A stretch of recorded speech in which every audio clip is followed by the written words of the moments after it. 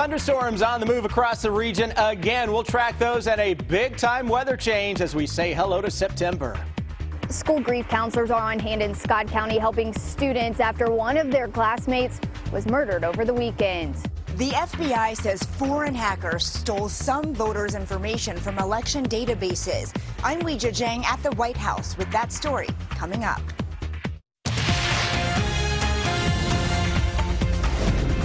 This is WKYT News at 4.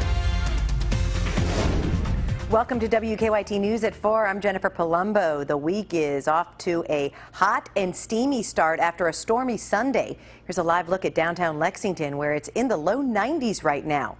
So could we see more storms this week? Chief Meteorologist Chris Bailey has a first look at the forecast. And Chris, some people are seeing them. Yeah, we're getting those storms right now really beginning to blossom in the heat and humidity across the region. And in some cases, we may see a repeat performer out there compared to what we went through yesterday. Upper 80s to low 90s into most of the region right now. Throw the humidity into the mix, feels like 98, Lexington and Frankfort. Those are two of the hot spots. I can't believe that Frankfort thermometer is as hot as it is with a thunderstorm nearby. But here's what we are dealing with. We're looking across the region with thunderstorms that are beginning to come at us, and they're going in a very odd direction. They're coming from northeast to southwest. You got thunder and lightning here into Frankfort, on top of Stamping Ground, heading into Georgetown, where we had some thunderstorms yesterday. It packed a bit of a punch. Lexington, a little shower on the south side of town, not too far from the Jacobson Park area.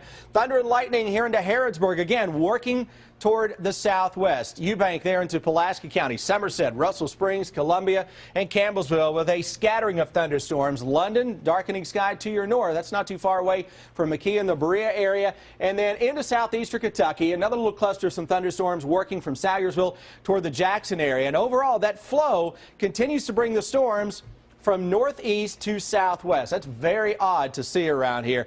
Hour-by-hour forecast suggests that as we lose the heating of the day with the sun setting, we'll get rid of a lot of those thunderstorms. But look what I'm working on later this week. See a taste of fall across the Canadian border?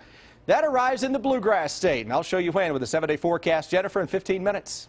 We'll see you then, Chris. Students, faculty, and staff at a Central Kentucky school are mourning the loss of a classmate whose life was cut short by gunfire.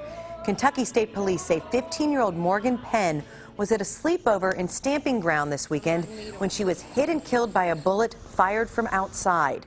Michael Davidson is now charged with Morgan Penn's murder. WKYT's Hillary Thornton is in Scott County with more on how Penn is being remembered. It's our top story at 4. Well, school psychologists and counselors are on hand here at Scott County's 9th grade school where 15-year-old Morgan Penn was a student. It has been a tough couple of days for the Scott County community dealing with the news of the murder of a 15-year-old. Today, students returning to the classrooms at the 9th grade school without one of their own. The school district putting out a statement today offering their condolences and explaining that counselors and psychologists are at the school to assist students as they grieve the tragic loss. This loss not only hitting the 9th grade school, but also Royal Springs Middle School, the school Penn attended before moving on to high school. It is a tragedy regardless of when it happens in the school year. The difficulty of having it this time of year is that the grief is spread over multiple schools. You know, the 9th grade center, they just came together, 12 days ago.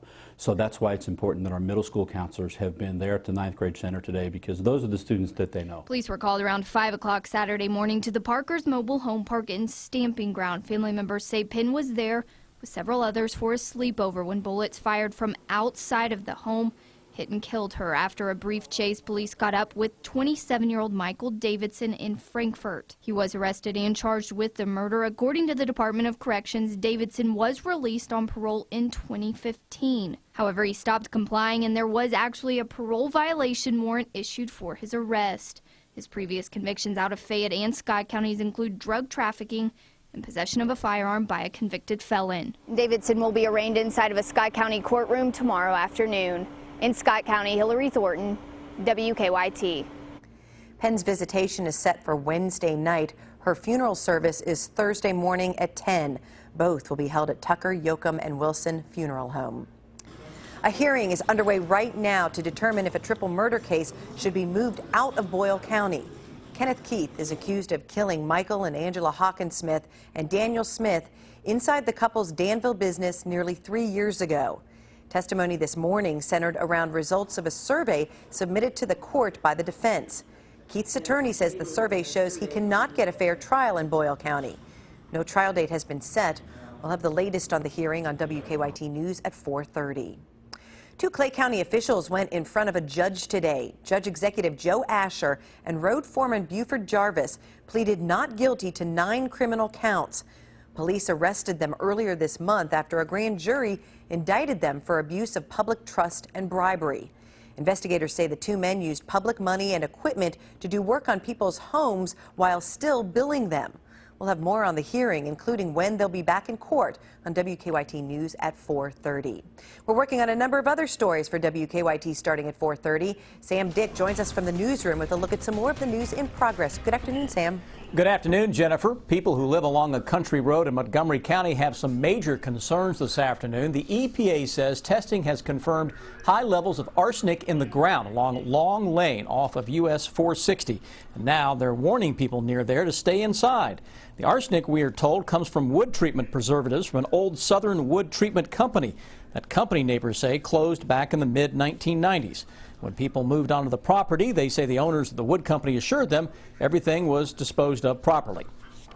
I had concerns that there might be something wrong up in here simply because lots of things wouldn't grow. They just wouldn't grow. But as far as, and I'd even said several times over the years, maybe I ought to have somebody out here to check the soil. State leaders are asking families living on Long Lane to limit their time outside until initial sampling is complete. We'll have more reaction from the neighbors ahead on WKYT News at 5 o'clock. Police in central Kentucky investigating after a woman's body was found inside a church. Berea police say that EMS workers were called to the Ocklawaha Native American Church of the Peaceful Mountain Way on Saturday night for a report of an unresponsive person. When they arrived at the church on Chestnut Street, the woman was dead. Evidence was collected from the church and several people were interviewed. We'll have more details on WKYT News at 5. U.S. Senate Majority Leader Mitch McConnell back in the state of Kentucky today discussing a new law that aims to curb a devastating trend. The senator stopped in Winchester to talk about how the Comprehensive Addiction and Recovery Act will combat drug abuse here in Kentucky as well as across the nation. President Obama signed that bill into law last month. We'll have more from the event ahead on WKYT News at 5. And that's a look at some of the news in progress. Jennifer, on this Monday, back to you. Thank you, Sam. Now to some stories making headlines across the nation at 4. A memorial mass is being held today for 2 nuns who were murdered in Mississippi. Police found the bodies of Sister Paula Merrill and Sister Margaret Held last week in the home they shared in Durant, Mississippi. They had been stabbed multiple times. Police have charged a man in the murders. Police say he confessed without giving a reason. Merrill was a member of the Sisters of Charity of Nazareth based in Nelson County, Kentucky. She'll be buried near the congregation's headquarters near Bardstown. We'll have more from today's Mass on WKYT News at 5. The issue of illegal immigration is front and center for Donald Trump's presidential campaign this week, but he's not offered specifics about his policy plans. Trump says he will outline his plan in a speech Wednesday. Weijia Jiang has the latest from the campaign trail. They won't tell. Donald Trump is preparing a speech Wednesday that he says will clarify his immigration plan. He's recently softened language about deporting the estimated 11 million undocumented immigrants in the U.S. I think that he's been very clear on this. We're not going to have amnesty. What we're going to do is to get those who are breaking the law out of the country as quickly as possible. Hillary Clinton is fundraising in New York today, but last week she said Trump has a history of discrimination. I think we all remember when Trump said a distinguished federal judge born in Indiana could not be trusted to do his job because, quote, he's a Mexican. Trump has said several times if he loses, it will be because the election is rigged. Now the FBI is investigating foreign hackers who breached election databases in Arizona and Illinois. The FBI issued a flash bulletin warning one state was breached in July, the other one earlier this month. Now the FBI is requesting each state check its voter databases. Michael Isikoff broke the story for Yahoo and talked with CBSN Monday. In the case of Illinois, which was the more serious one, there was exfiltration or theft of data about up to 200,000 voters. The Illinois Board of Elections confirms hacker took some voters' information, including addresses and partial social security numbers, but they say they have increased security measures. Weijia Zhang, CBS News, the White House. Breaking news in the entertainment world. Gene Wilder, the star of such comedy classics as Willy Wonka and the Chocolate Factory and Blazing Saddles, has died. Wilder's nephew says the actor and writer died late last night in Stamford, Connecticut, from complications from Alzheimer's disease. He was 83. We'll have more on Gene Wilder ahead on WKYT News at 5. The maker of EpiPens plans to offer a generic version of the allergy treatment. How much it'll cost next on WKYT News at 4. And it's Amazon's third biggest sale day of the year. We'll have a preview of Kitchen Deals Day in WKYT Money Watch. With the latest news on WKYT.com. Join the conversation on Twitter and become a part of the WKYT Facebook family.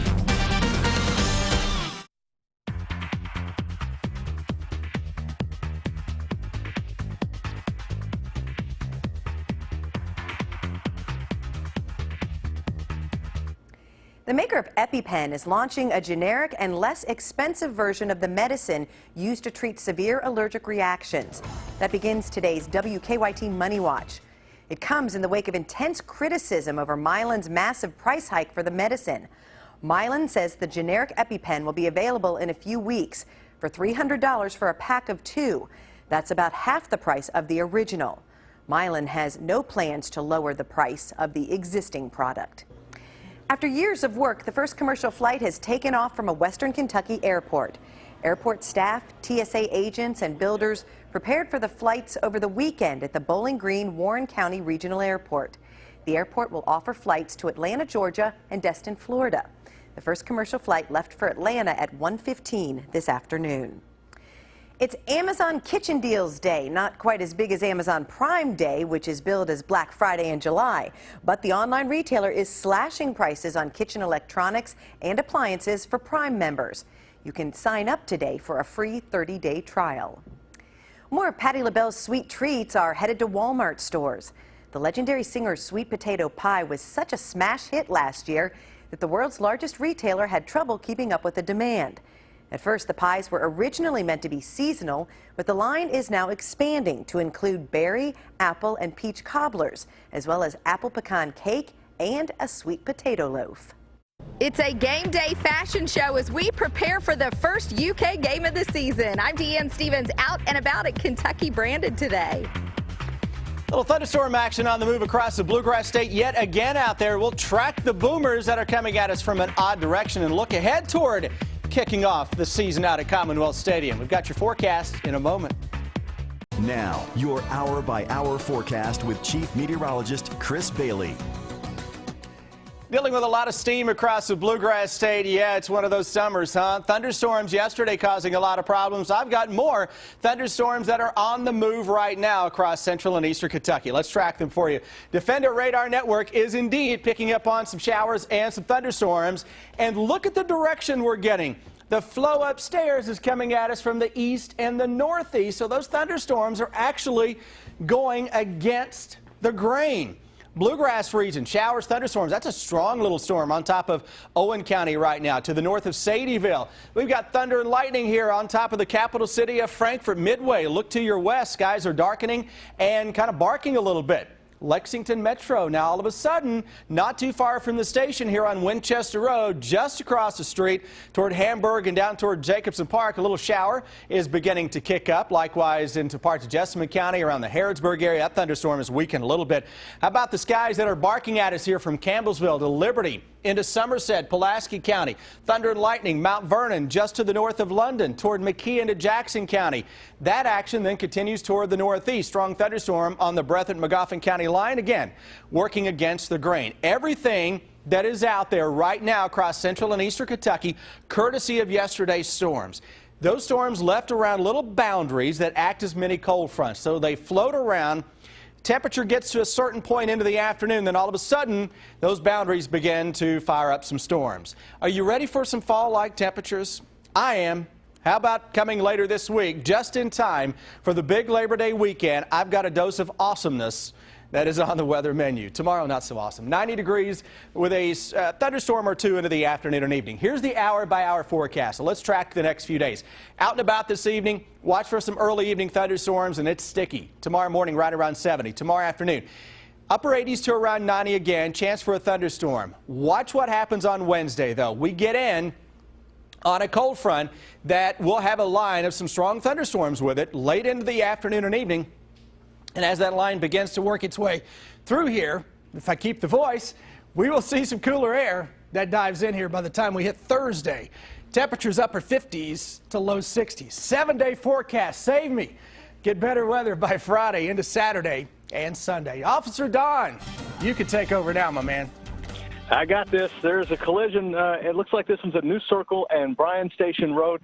It's an injury crash. It has part of the intersection blocked there, but we've got some trouble on the north side right now. You can see a lot of red we're dealing with on the Circle and even outbound Winchester Road. Drive times to Nicholasville, we're still holding 13 minutes.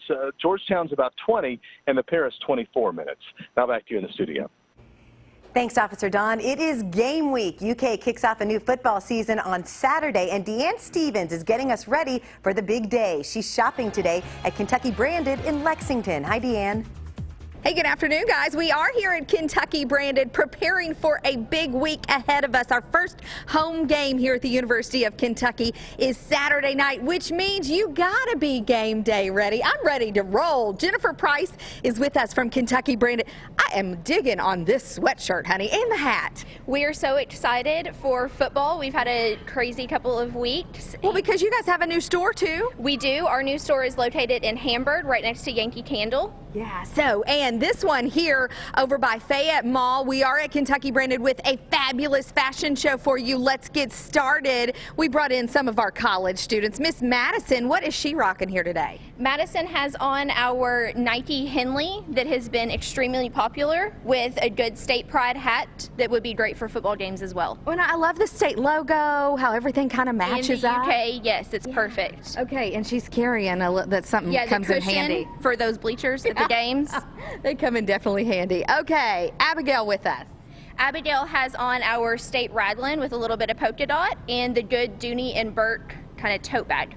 Okay, so these are so super cute. I love the tee here, and I love that college kids, they don't care if it's 90 degrees. They're going to sport whatever's cute. Yes, raglans have been extremely popular for us. Okay, and Andrew, handsome Andrew here. Andrew has on a great bucket hat and a good Nike dry fit football shirt. I see a lot of these bucket hats right now. Bucket hats are very popular. Very popular. And last but certainly not least, Miss Katie. A good Kentucky girl shirt with our state pride hat. Trucker hats have been very, very popular as well. And a good, another stadium chair. You guys kind of have it all, it looks like. We've got it all, yes. And you're all ready for the game. We are extremely ready, yes. You folks ready for the game too? You look game day ready. You could be game day ready too for the first game on Saturday night. Stop by Kentucky Branded. Don't forget about their new location over in Hamburg too. I'm Deanne Stevens, out and about. Back to you guys. Thank you, Deanne. Style may be an important factor when choosing backpacks, but parents may want to look out for something else to keep students safe. That's ahead in Better Living. And new research about parents' concerns about vaccines. That's next on WKYT News at 4. Tomorrow's Mega Millions jackpot is $84 million, and Wednesday's Powerball jackpot is $154 million. It's time for Better Living, health, education, and consumer news that impacts your life. There's an important food recall to tell you about this afternoon. Country Fresh is recalling 30,000 cases of fresh-cut vegetable products because of possible listeria contamination. The vegetables were shipped to several stores in the Southeast, including Walmart's here in Kentucky. So far, no illnesses have been reported. You can find a complete list of all the recalled items on the FDA's website. A new study suggests more parents are requesting to delay their children's vaccines or refusing to vaccinate them altogether. The American Academy of Pediatrics says the number of doctors encountering parents who are refusing vaccines jumped 12% from 2006 to 2013. Pediatricians report some parents consider vaccines unnecessary. Doctors add fewer parents are expressing concern about a connection to autism. With a new school year underway, parents may want to think about their child's backpack. About 5,400 children are treated each year for backpack injuries, many of them sprains and strains to their shoulders or lower backs. Pediatricians recommend children avoid over-the-shoulder messenger bags, instead going with a bag with 2 wide padded straps to distribute the load equally and make sure the bag is not too heavy. Take the child's weight and do around 10% or even less if you can, but it's usually hard, as a good approximation. The American Academy of Pediatrics also suggests adjusting the backpack so the bottom sits at the child's waist. We'll have more on backpack safety in Better Living on WKYT News at 5. Now let's head over to Chris. The week is off to a steamy and in some places stormy start. Yeah, just like yesterday, things steam up and then we storm it up, and that's exactly what's going on right now. Everything coming from northeast to southwest. Wait a minute, what?